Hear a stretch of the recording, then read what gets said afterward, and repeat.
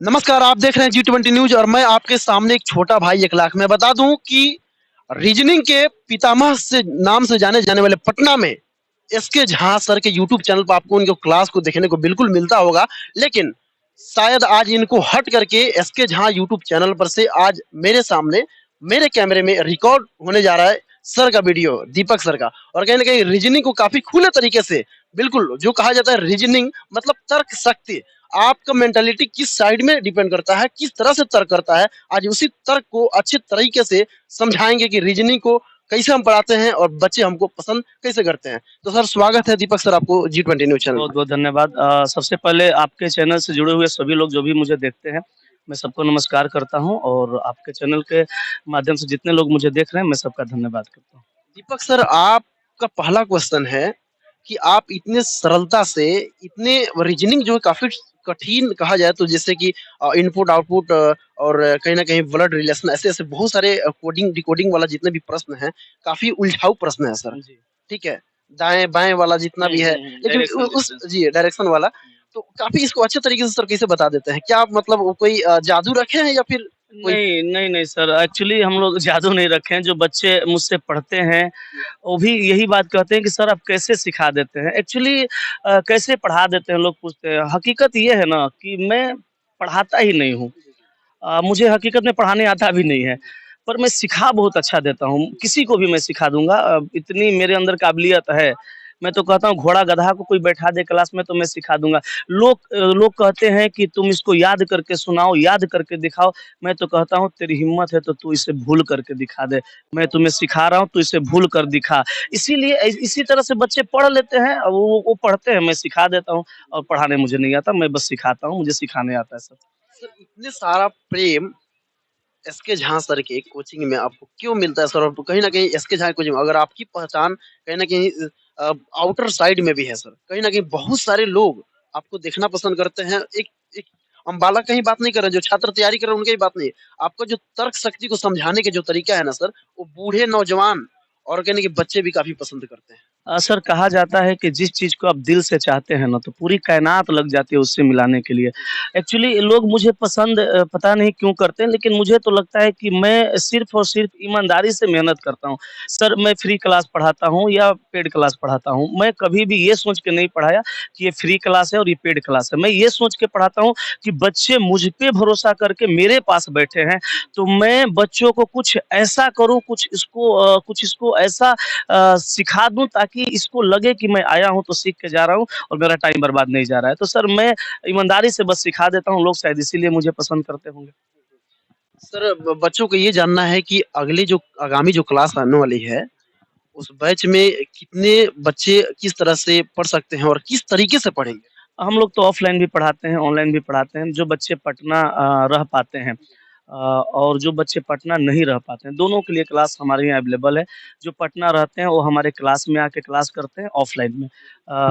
Eye contact होता है, face to face हम लोग मिलते-जुलते हैं, पढ़ाते हैं और जो बच्चे पटना के बाहर होते हैं वो पटना नहीं आ पाते हैं, वो ऑनलाइन पढ़ लेते हैं और सर हम लोगों की ऑनलाइन क्लास की एक ख़ासियत है मैं हूँ या एसके झा सर हैं या हमारे आस एजुकेशन सेंटर के जितने भी टीचर हैं, सर अगर हम लोग ऑफ़लाइन पढ़ाते हैं ना, तो वहीं से क्लास हम लोग लाइव कर देते हैं ऐप पे या चैनल पे। वहीं से बच्चे ऑनलाइन भी देख लेते हैं। तो उससे उससे क्या होता है और जैसे ऑफ़लाइन में बच्चों को कुछ डाउट हुआ और हमसे पूछते हैं, मैं उसको बताता हूँ, तो फिर वहाँ ऑनलाइन के बच्चे भी उसको सीख लेते हैं। तो कहीं न कहीं हम लोग ऑफ़लाइन से ही क्लास को लाइव सर करते हैं। जो बच्चे मतलब पढ़ना नहीं रह सकते, वो बच्चे तो जिस तरीके से आप बता रहे हैं, वो बच्चे घर पे भी रह करके उसी चीज़ का ऑफ़लाइन क्लास का ही मज़ा ले सकते हैं। बिल्कुल सर, अब मज़ा ही क्यों लेंगे सर, बहुत सारे बच्चे आते हैं सेंटर पे, कहते हैं कि अब आते हैं तो ऐसे नहीं आते, मिठाई लेके आते हैं। कहते हैं सर मेरा अभी बहुत सारे बच्चों का रिज़ल्ट आया है एसएम में, स्टेशन मास्टर में। बहुत सारे बच्चे मिठाई लेके आए और डेली आते रहते हैं 2, 4, 5, 6 पता नहीं कितना-कितना डेली जितना से मिल पाते हैं हम लोग मिल पाते हैं। मैं क्लास लेता हूँ, झा सर मिल लेते हैं, झा सर क्लास लेते हैं, मैं मिल लेता हूँ। तो तो सर सर इसी बात में आपको कट करना चाहूँगा। जी। सर बच्चे को शायद आप लोग पहचान नहीं पाते होंगे कि ये बच्चा शायद मेरा पढ़ा हुआ है या फिर हाँ। पता नहीं ये मेरे पास आया हुआ है अ कि मतलब सर दीपक सर के पास आएँगे तो मेरा पहचान बन जाएगा। ऐसा सर आप हुँ। लोग पहचान पाते हैं? नहीं, अब जो बच्चे घर पे बैठ के पढ़ाई कर रहे जी, हैं, जी। ज़ाहिर-सी बात है नहीं पहचान पाएँगे हम लोग। हुँ, बस कमेंट के माध्यम से नाम पढ़ लेते हैं, उनका कमेंट्स पढ़ लेते हैं, उनकी परेशानियाँ क्या है वो देख लेते हैं। अब बच्चे आते हैं मिठाई लेके तो हम लोग कहते हैं मिलते हैं तो कहते हैं कि सर ऑनलाइन क्लास करते थे, सर मेरा फाइनल हो चुका है।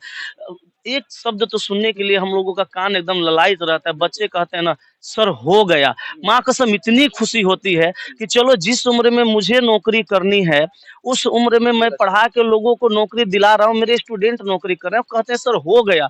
माँ कसम लगता है कि पापा-मम्मी के सपने पूरे हो रहे हैं।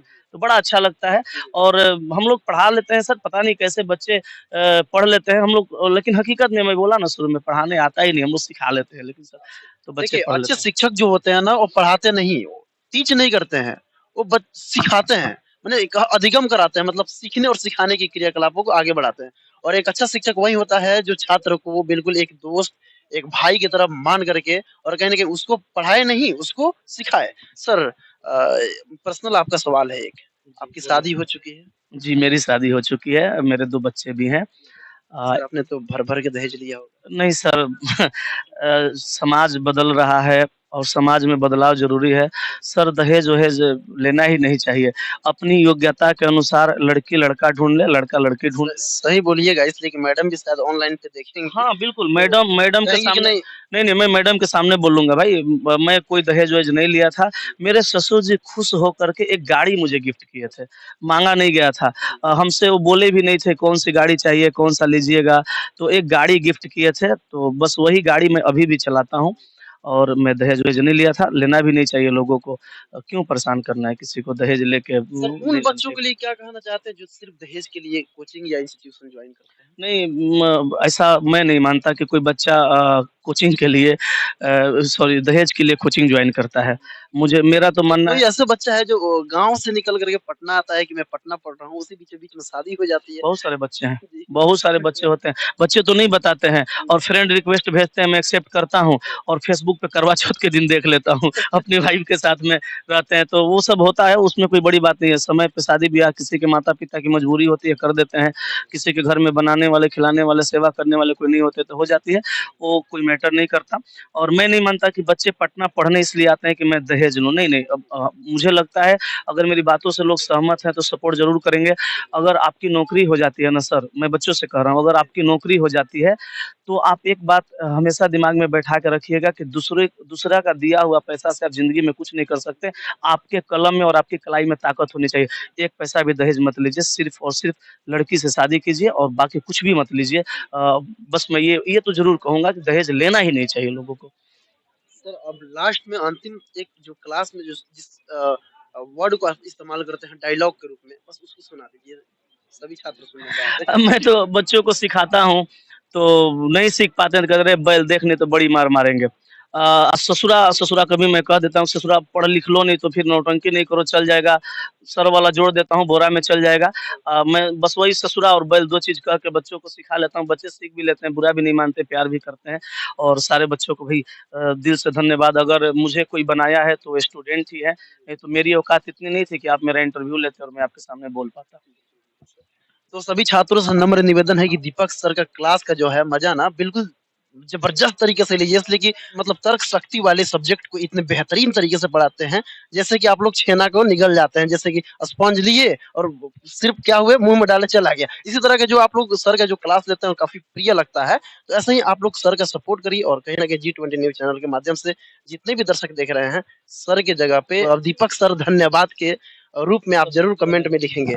इसी खबरों के साथ बने रहने के लिए जय हिंद, जय भारत।